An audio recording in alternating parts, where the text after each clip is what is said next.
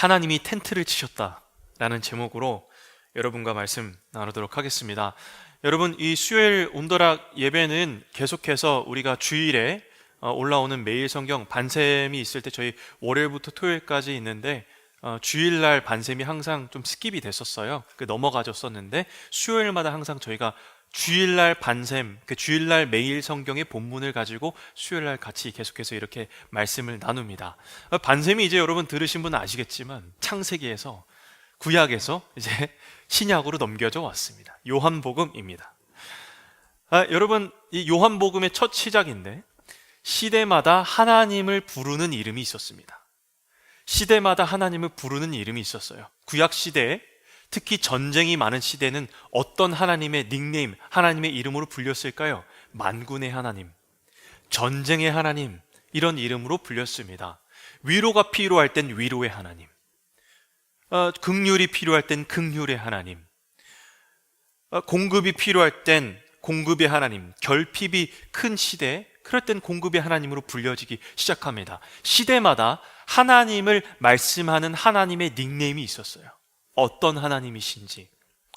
하나님은 변하시지 않으시지만 사람들은 늘 자기가 처한 상황 속에서 그 하나님을 붙듭니다. 여러분, 지금 우리는 어떤 하나님을 부르게 될까요? 지금 이 시대를 관통하는 그 하나님의 닉네임은 무엇일까요? 저도 모르게 저는 제가 항상 기도할 때 가장 먼저 이 하나님의 이름을 부를 때 살아계신 하나님이라고 부르게 되더라고요. 꽤 오래된 저의 습관이기도 합니다. 오늘날 우리가 살아가는 이 시대 기술도 발전했죠. 많은 것들이 발전해서 몸도 편해졌습니다. 그런데 그렇게 편해지는 시대만큼 우리의 마음은 그 비례해서 편해졌으면 좋았을 텐데 그렇지가 않더라고요. 많은 것들이 발전한 이 시대 가운데 오히려 하나님께서 살아계시냐라는 도전을 받는 시대가 되었습니다. 이 시대는 하나님의 이름을 부인하고 존재를 부정합니다. 그래서 우리는 살아계신 하나님이라는 시대가 이 시대에 맞는 하나님의 이름인지 모르겠습니다.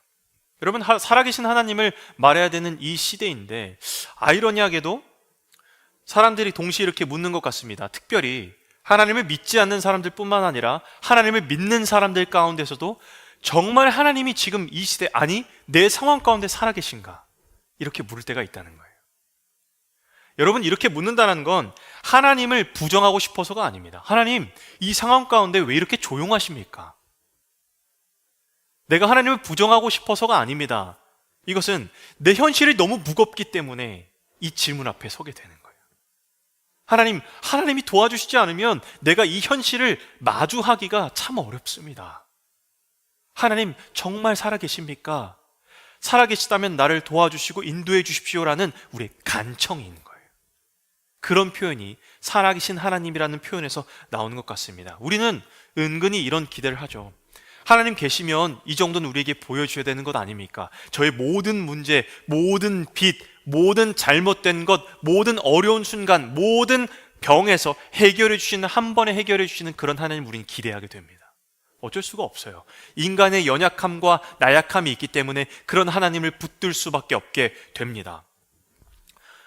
여러분, 지금 나라 상황을 보면 정치, 경제, 사회, 문화, 교육 모든 부분에서 정말 제대로 가고 있는 부분이 있을까라는 생각이 들 정도로 하나님이 깊이 개입해 주셔서 모든 것을 다 부시고 다시 세워주셨으면 좋겠다라고 생각이 들 정도로 무너진 영역들이 참 많이 있습니다.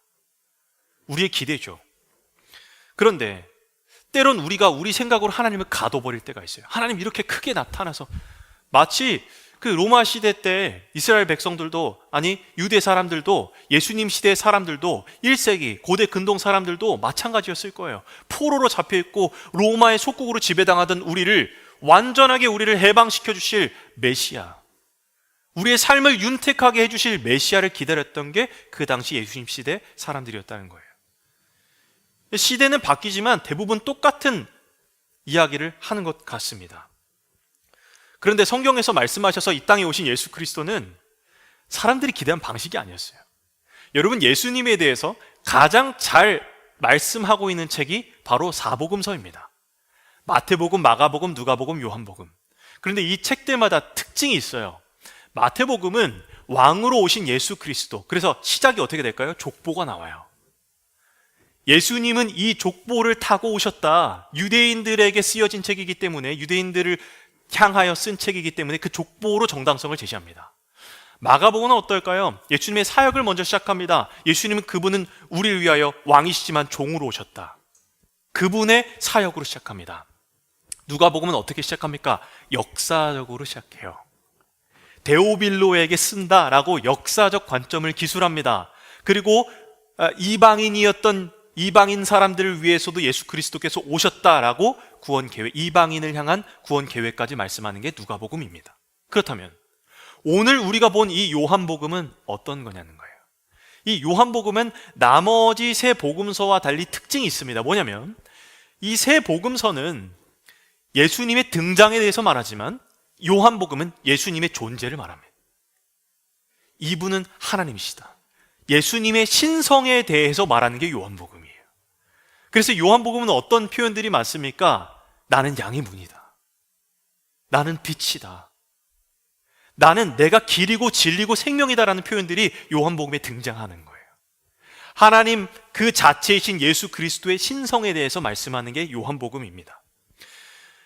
그래서 어떻게 시작합니까? 오늘 요한복음 1장 1절, 우리 요한복음 1장 1절 다시 한번 함께 읽겠습니다. 시작. 태초에 말씀이 계시니라. 이 말씀이 하나님과 함께 계셨으니 이 말씀은 곧 아멘.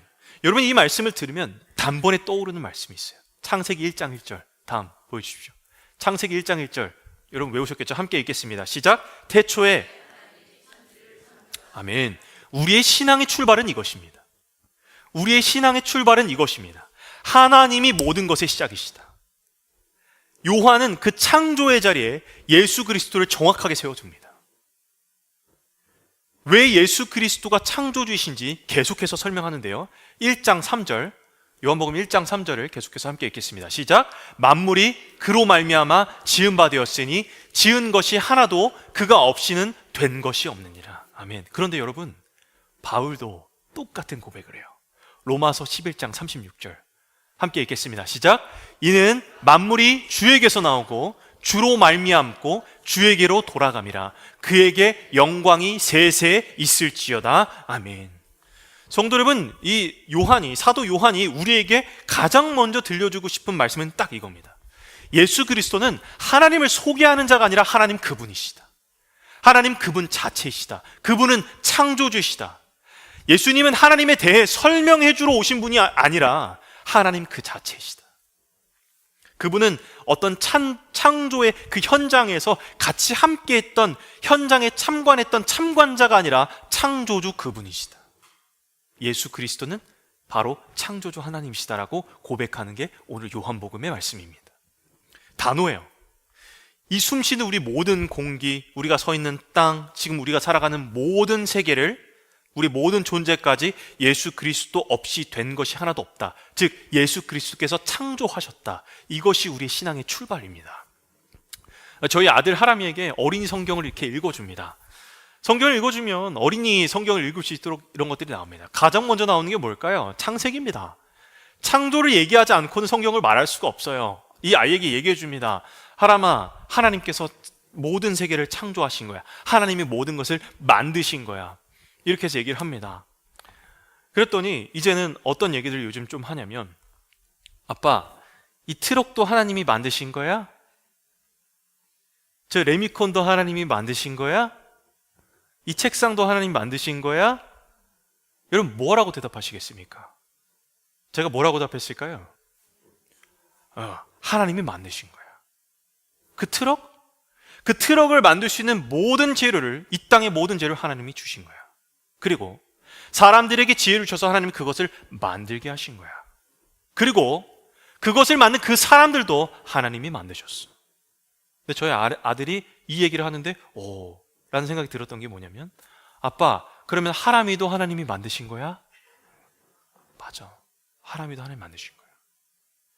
제가 얘기를 좀 안 드리는데, 제가 오늘 생일이거든요. 그리고 저희 아들은 내일 생일입니다. 저희 아들과 제 생일에 비하인드 스토리가 있는데, 제가 이전 교회에서 사역할 때 그 청년들 수련의 기간 중에 제 생일이 겹쳤어요. 근데 그 다음날 아이가 태어났어요. 새벽 12시가 지나니까 진통이 오기 시작해서 바로 양평에서 천안으로 날아갔던 기억이 있습니다. 이 아이가 탄생하는 이 과정을 보면서 저는 느낀 게 있습니다. 야, 이게 인간에게서 가능한 것일까? 부모가 뭐 낳았다고 하지만 하나님이 창조주의 섭리가 없이는 이 생명이 어떻게 나올 수 있는 것인가? 놀라운 이야기입니다. 그런데 하나님이 우리를 만드셨다는 거예요. 그리고 그것은 창조주 하나님은 참관하시는 분이 아니라 그분이 이 땅에 오신 분이 예수 그리스도시라는 거예요. 여기에 우리 신앙이 출발하는 지점, 요한복음은 서론서부터 딱 선언하고 갑니다. 그분, 태초에 계셨던 그 말씀이 하나님이시고 그분이 예수 그리스도시다. 만물이 주에게서 나오고 주로 말미암고 주에게로 돌아간다. 이것이 신앙의 출발입니다. 우리 문제가 풀리기 전에, 상황이 바뀌기 전에, 기도의 응답을 보기 전에 이 고백이 먼저 서야 돼요. 주님은 나를 도와주시는 분이시기 이전에 나를 만드신 분이십니다. 주님은 내 인생의 해결사이기 이전에 내 존재의 근원이십니다. 여기서부터 우리 신앙이 출발해야 돼요. 오늘 요한복음은 하나님이 계십니까? 라는 이 질문에, 살아계시냐라는 질문에 어떤 철학적으로 답하지 않습니다. 어떤 신학적인 논리적인 어떤 근거를 대지도 않습니다. 그냥 이렇게 선포합니다. 하나님 이미 오셨다. 그리고 그분의 이름은 예수 그리스도시다. 예수 그리스도께서 이 땅에 오셨다는 거예요. 이것이 우리의 신앙의 출발점이 되어야 할 줄 믿습니다. 우리 앞뒤좌우로 인사합시다. 예수님은 창조주이십니다. 그분이 우리에게 오셨습니다. 요한은 예수님의 모든 사역을 말씀으로 기록하기 전에 이제 이 세상 모든 상태를 진단합니다. 이제 선포하고 진단을 해요. 여러분, 진단이 돼야 처방이 가능하죠. 병원 가서 여러분 나 그냥 필요한 약 있으니까 주십시오가 아니라 내가 CT도 찍고 MRI도 찍고 엑스레이도 찍고 뭔가 진단이 되어야 그에 맞는 처방이 나오는 것처럼 진단을 합니다. 여러분, 진단의 결과, 이 세상의 진단의 결과가 뭐였을까요? 1장 5절입니다. 1장 5절 우리 함께 읽겠습니다. 시작. 빛이 어둠에 빛이 돼 어둠이 깨닫지 못하다. 자, 이 깨닫다라는 이 헬라어는 카텔라벤이에요. 카텔라벤인데 여기서 깨닫지 못하더라라는 거는 부정어 우를 써서 우 카텔라벤입니다. 근데 이 깨닫지 못한다라는 건 어떤 의미가 있냐면 의도적으로 거부했다는 거예요. 의도적으로 내가 이걸 거부했다는 거예요. 무슨 말이냐면 말씀이 이렇게 선포하는 겁니다. 사람들은 빛을 못 본 게 아니라 원하지 않았다는 거예요. 여러분, 예수님 오셨을 당시에 예수님 오셨지만 많은 사람들이 예수님을 원하지 않았습니다. 지금도 마찬가지입니다. 많은 사람들이 복음을 듣습니다. 하나님에 대해 이야기를 듣습니다. 그러나 원하지 않는 거예요. 예수님을 믿기를 원하지 않는 거예요. 빛이 빛이 돼 어둠이 깨닫지 못하더라. 그래서 이렇게 말씀합니다. 요한복음 1장 10절 11절 10절 11절 함께 읽겠습니다. 시작. 그가 세상에 계셨으며 세상은 그로 말미암아 지은 바 되었으되 세상이 그를 알지 못하였고 11절 자기 땅에 오매 자기 백성이 영접하지 아니었으나. 아멘. 자기 땅에 왔는데 자기 백성이 영접하지 않았다. 내가 내 집에 갔는데 내 자녀가 나를 본치 않았다. 그게 좀 슬프더라고요. 한 번은 이제 제가 집에 가면 이제 밤에 들어가면 이렇게 대면대면 할 때가 있습니다. 아이들이 엄마랑 있었기 때문에 아빠, 제가 저번에도 말씀드렸던 것 같은데 아빠 왜 이제 왔냐는 거예요. 반기지 않습니다. 안아주려고 해도 엄마 하고 둘 다 그냥 엄마 품에 있습니다. 뭐지 이 녀석들? 가끔가다 괘씸할 때가 있어요. 아빠가 왔는데 반기질 않아? 이 녀석들? 이런 마음이 들 때가 있어요. 근데 하물며 하나님이 하나님의 땅에, 하나님이 창조하신 그 땅에 오셨는데 백성들이 받아들이진 않는 거예요. 백성들이 영접하지 않았다. 여러분, 우리는 사실 빛을 거부하지 않는다고 생각하는데 말씀이 나를 불편하게 할 때가 있어요. 내 삶의 방향을 바꾸라고 할 때가 있어요. 회개를 요구할 때가 있어요. 그때 우리는 조용히 눈을 돌리려 합니다. 지금 아니죠. 내가 좀 나아지면 하겠습니다. 이것이 현대적 어둠의 방식입니다. 성도 여러분, 이 시대의 모든 문제는 빛이신 예수님이 안 계셔서 하나님이 살아계시지 않아서의 문제가 아니라 우리가 빛이신 하나님 앞에 서지 않아서 문제가 되는 거예요. 이 말씀 앞에 우리 모두 우리 자신을 진단해야 합니다. 말씀을 전하는 저도 받는 여러분 모두가 이 말씀 앞에 진단되어야 하는 것입니다. 빛은 이미 왔습니다. 그 앞에 서 있어야 합니다. 오늘 말씀 앞에 서 있는 여러분 다 되시기를 주님의 이름으로 축복합니다. 자, 이렇게 요한복음 1장은 어둠의 거절로 막 가득 차 보입니다. 태초에 말씀에 계셨다고 선포했지만 이 세상은 어둠에 가득 차 있는 것으로 보입니다. 빛이 왔지만 세상이 알아보지 못했을 때 바로 한 절에서 그 흐름을 완전히 뒤집습니다. 그게 너무나 유명한 말씀인 오늘 12절 말씀인데요. 함께 읽겠습니다. 시작. 영접하는 자, 곧 그 이름을 믿는 자들에게는 하나님의 자녀가 되는 권세를 주셨으니. 아멘. 이전 11절에서는 자기 백성이 영접하지 않았다고 했지만 영접하는 자들이 있었다는 거예요. 이 어두운 세상 가운데에 빛이신 하나님을 영접하는 자들이 있었다는 거예요. 영접하는 자, 곧 그 이름을 믿는 자들에게 하나님의 자녀가 되는 권세를 주셨으니. 여러분, 구원은 강요가 아닙니다. 초대입니다. 여러분, 영접하는 자들이 있었다. 많은 사람들이 빛을 거절했지만 영접한 자들, 여러분 다 그 빛을 만나서 영접했기에 이 자리에 앉아있는 것 아니겠습니까? 많은 사람들이 어둠에 있지만 내 안에 빛이 비쳤으니 내가 주님을 오늘도 만나러, 그 빛이신 주님을 만나러 이 자리에 나오는 건 아니십니까? 여러분, 이 하나님을 만난 사람들은 억지로 하나님 구원하신 게 아니에요. 하나님은 문을 부수시지 않았습니다. 우리를 찾아오기 위해서 하나님께서 너 문 열어, 안 열어 하고 강압적으로 문을 부수신 게 아닙니다. 오히려 문 앞에 서서 두드리십니다. 계시록 3장 20절 볼지어다 내가 문 밖에 서서 두드리노니 누구든지 내 음성을 듣고 문을 열면 내가 그에게로 들어가 그와 더불어 먹고 그는 나와 더불어 먹으리라. 아멘. 하나님은 문을 부수시는 분이 아니라 문을 두드리십니다. 계속해서 끊임없이 그 자리에 서서 누군가에게 문을 두드리십니다. 여러분, 강요가 아닌 초대입니다. 명령이 아닌 부르심이에요. 압박이 아닌 은혜입니다. 구원은 선택의 문제가 아닙니다. 우리의 응답의 문제입니다. 빛이 비춰질 때 그 빛을 따르는 것입니다. 여러분, 이 영접하다라는, 영접하는 자들이라고 했잖아요. 이 영접이라는 단어는 헬라어로 람바노라는 뜻인데 되게 유명합니다. 내가 손에 쥐다, 받아들이다, 내 삶을 안으로 들이다는 거예요. 내 삶 안으로 들이다는 거예요. 영접한다라는 거예요. 영접한다라는 거는 내가 정보를 받아들이는 게 아닙니다. 내가 이것에 대해서 더 아는 그냥 정보가 쌓이는 게 아니라 인격을 받아들이는 거예요. 예수님을 내 삶의 주인으로 받아들이고 예수님을 인격적으로, 경험적으로 알아가는 것. 여러분, 이 말이 우리가 생각할 때 조금 어려울 수 있습니다. 예수님을 인격적으로, 경험적으로 아는 것이 무엇이냐? 라고 할 때 뭐라고 하시겠습니까? 쉽게 표현하면 이런 겁니다. 당신에게 예수님은 어떤 분입니까?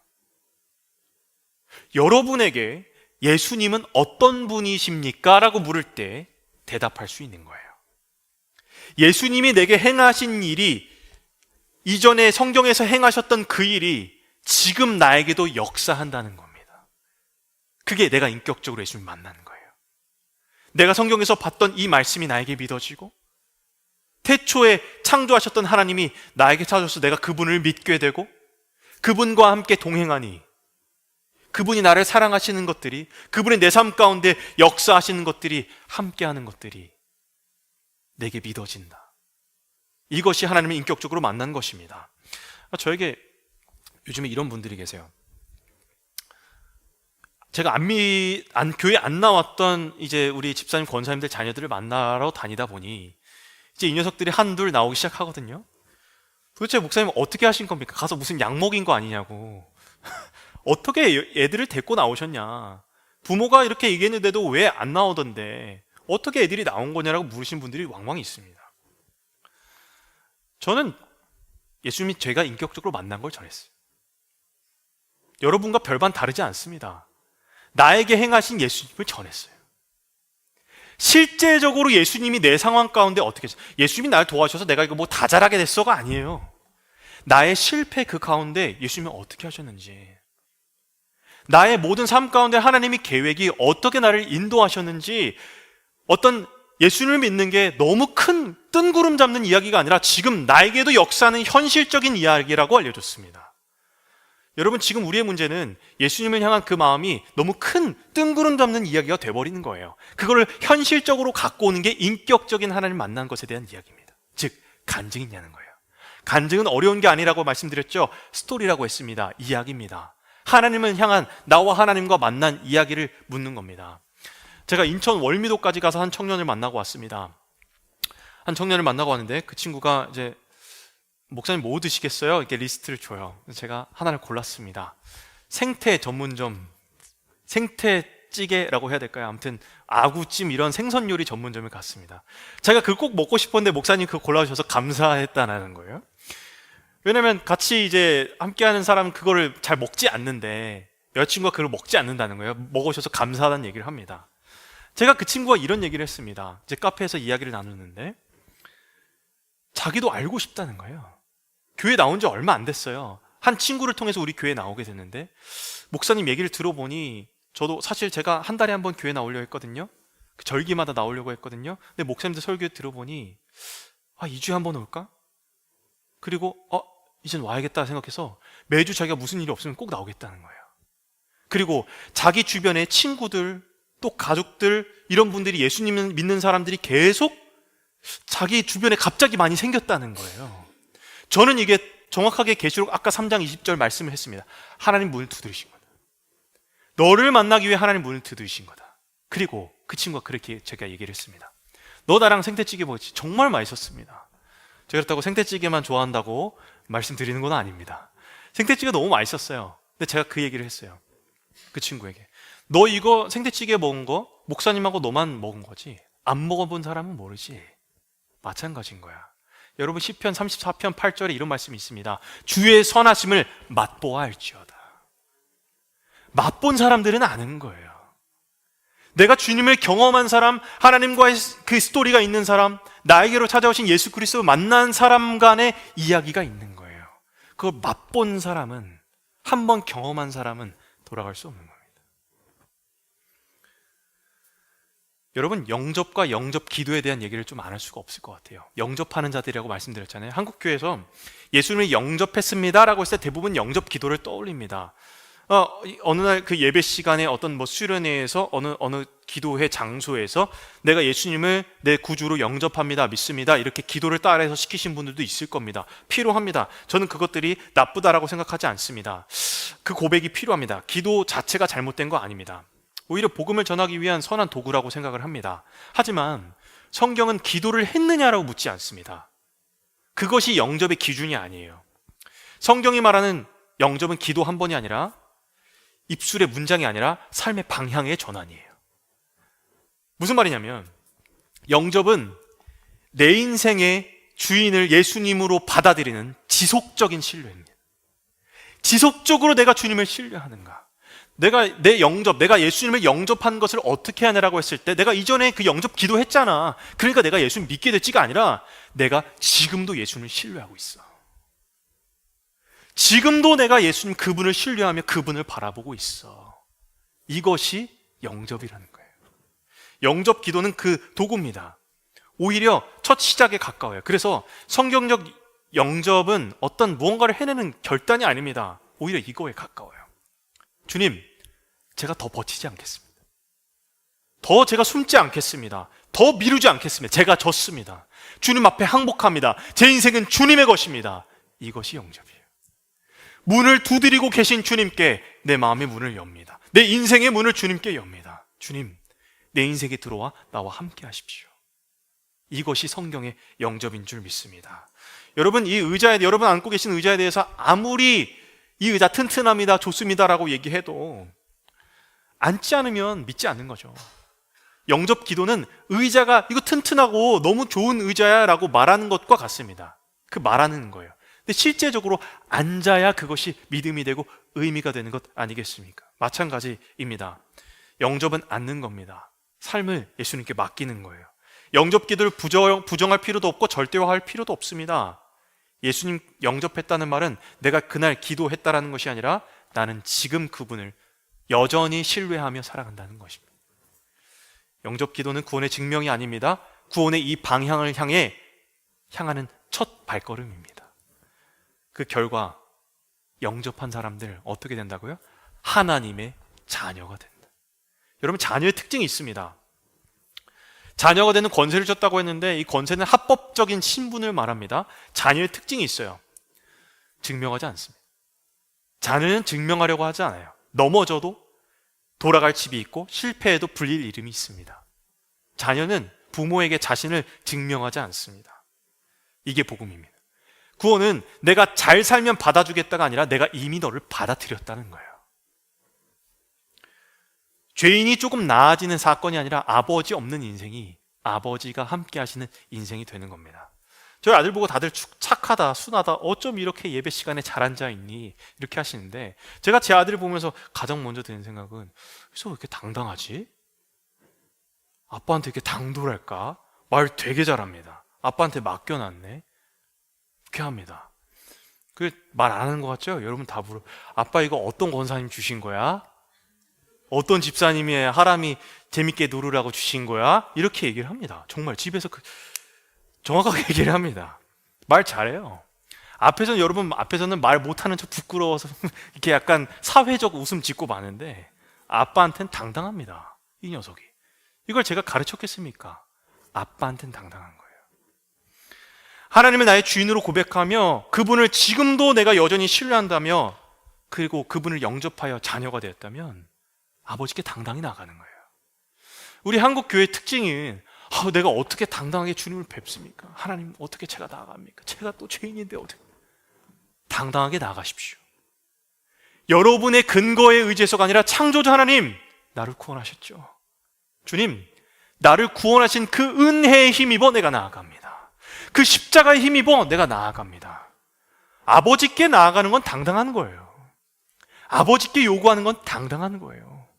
아버지와 나와 관계가 확실하다면 당연히 당당한 거예요. 주님 앞에 신뢰함으로 아버지께 당당히 나아간 여러분 다 되시기를 주님 이름으로 축복합니다. 자, 이제 요한복음 1장의 클라이막스 절정을 향해 갑니다. 성경 전체를 흔드는 한 문장이 등장합니다. 요한복음 1장 14절 함께 읽겠습니다. 시작. 말씀이 육신이 되어 우리 가운데 거하심에 우리가 그의 영광을 보니 아버지의 독생자의 영광이요 은혜와 진리가 충만하더라. 아멘. 말씀이 육신이 되었다. 여러분, 저는 이 말씀을 보면서 말씀이 육신이 되었다. 오케이. 말씀이 육신이 되었다. 왜 육신일까? 말씀이 사람이 되었다라고 할 수 있지도 않을까? 왜 육신이란 말씀을 썼을까? 여러분, 육신의 특징이 뭡니까? 연약합니다. 한계가 있습니다. 피곤합니다. 외롭습니다. 괴롭습니다. 두렵습니다. 이것이 육신이 가진 한계입니다. 살아계신 하나님이, 말씀이신 하나님이, 창조주신 하나님이, 무한하신 하나님이, 한계가 없으신 그분이 한계 있는 육신을 입고 오셨다는 말입니다. 왜요? 인간의 좋은 걸 취하신 게 아닙니다. 인간의 무거운 바닥까지 내려오신 거예요. 왜요? 우리에게 설명하러 오신 것이 아니라 우리의 상황을 겪으러 오셨기 때문입니다. 이런 우리의 한계 가운데, 우리 육신 가운데 우리 모든 상황을 겪으러 오신 거예요. 주님, 저 외롭습니다. 너 외롭니? 나도 외로웠다. 주님, 저 두렵습니다. 네가 두렵니? 나도 두려웠다. 그것을 실제적으로 이해하기 위해 창조주 하나님이 이 땅에 오신 사실, 그분이 예수 그리스도시라는 거예요. 보통 우리가 하나님이 우리 고통의 이유를 설명해 주시고, 야, 네가 이 고통당하는 이유는 이것 때문이야. 이렇게 해야 돼. 너는 지금 이 문제는 이것 때문에 원인이거든. 이렇게 해야 돼. 해결책을 하늘에서 뭔가 내려주시는 방식을 우리는 기대할 수 있습니다. 그러나 하나님은 설명하러 어떤 설명 가이드로, 사용 설명서로 오신 게 아닙니다. 함께 하신 동행자로 오셨고 함께 아파하시는 분으로 이 땅에 오신 줄 믿습니다. 그래서 고통의 원인을 가르치시려는 게 아니라 고통 속으로 함께 오셨다는 사실입니다. 그래서 기독교 복음은 다른 종교들과 차원이 다른 거예요. 철학은 왜 고통이 존재하는가 묻습니다. 종교는 그 고통을 벗어나기 위해서 속세를 탈출해서 뭔가를 드려야 한다고 말합니다. 그런데 기독교는 하나님이 고통 속으로 들어오셨다고 말합니다. 우리 고통 폭풍 속 한가운데로 들어오셨다라고 말합니다. 어떤 신이 자기 만든 피조물의 고통을 직접 자기 몸으로 감당합니까? 어떤 신이 자기 능력을 내려놓고 십자가에 못 박히는 길을 택합니까? 말씀이 육신이 되셨습니다. 그리고 저는 이 지점에서 무너져 내렸던 기억이 납니다. 우리 가운데 거하심이에요. 말씀이 육신이 되셨다. 오케이. 자, 말씀이 육신이 되셨다라는 말씀은 무엇입니까? 창조주 하나님이 사람의 몸을 입고 이 땅에 오셨다. 그리고 우리를 위하여 죽으셨다. 십자가에 죽으셨다. 그리고 우리 가운데 거하심에, 우리 가운데 거해야 의미가 있는 겁니다. 거하심에라는 이 단어는 스케노라는 단어인데, 이 말은 단순히 함께 있었다는 뜻이 아닙니다. 장막을 치다, 오늘 제목처럼 텐트를 세우다는 거예요. 정착하셨다는 말입니다. 여러분, 잠시 들렸다 떠난 것이 아닙니다. 여러분, 구약의 광야를 한번 떠올려 보십시오. 하나님은 어떻게 인도하셨습니까? 불기둥, 구름기둥으로 함께 하시다가 끝내 뭘 세우셨죠? 성막을 세우시고 그 이후에는 성전을 세웠죠.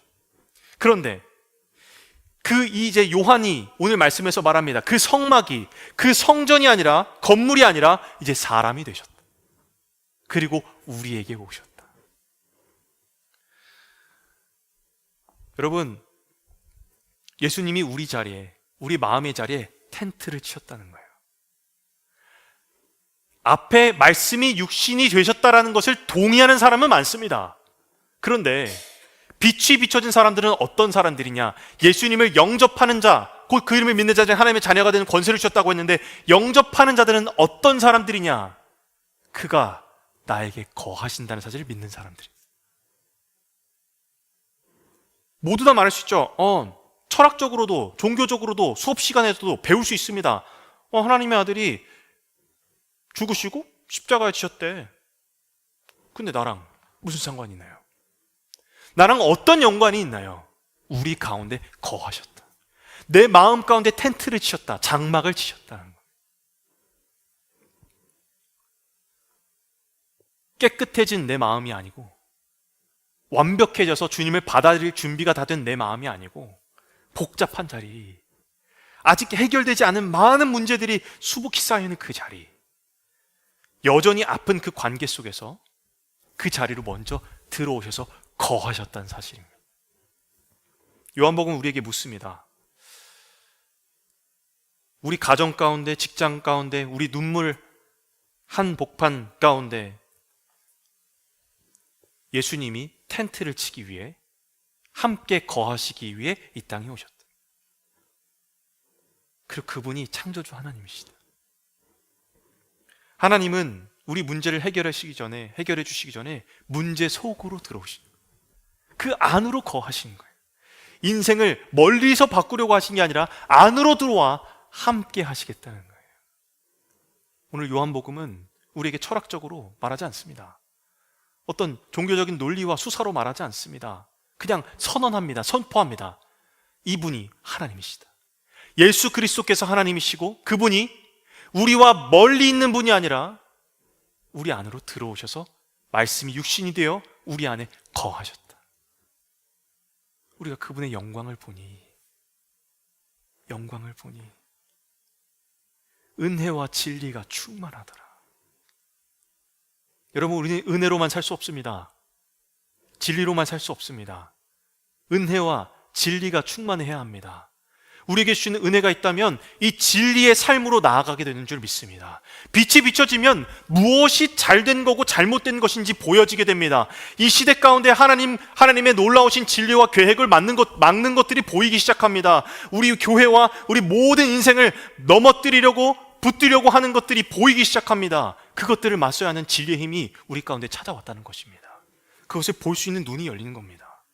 내 삶 가운데, 내 가정 가운데, 내 직장 가운데, 모든 삶 가운데, 이 나라 가운데 보인다는 거예요. 왜요? 진리가 내 안에 오셨으니 은혜와 진리가 충만하다. 여러분, 예수님은 하나님이십니다. 창조를 참관하신 분이 아니라 창조주 그 자체이십니다. 그리고 그 창조주가 멀리서 우리를 돕는 분이 아니라 우리 가운데 말씀이 육신이 되어 거하시는 분인 줄 믿습니다. 그리고 영원토록 거하기 위해 우리 가운데 문을 두드리고 찾아오신 줄 믿습니다. 여러분 주변에 또 다른 예수님이 문을 두드리신 누군가 있을 겁니다. 여러분을 통해 그 노크 소리가 더 커지시길 주님을 축복합니다. 주님을 만나야 하지 않습니까? 이 진리의 빛이 들어가야 하지 않습니까? 주님 안에서 은혜와 진리가 충만하면 창조주 하나님을 다시 재창조된 인간의 은혜로 하나님께 영광을 돌려야 하지 않겠습니까? 우리를 만드신 하나님의 진짜 인간의 모습으로 바뀌어져야 하지 않겠습니까? 그런 축복의 통로로 여러분과 우리 교회가 주님 은혜로 사용되기를 주님 이름으로 축복합니다.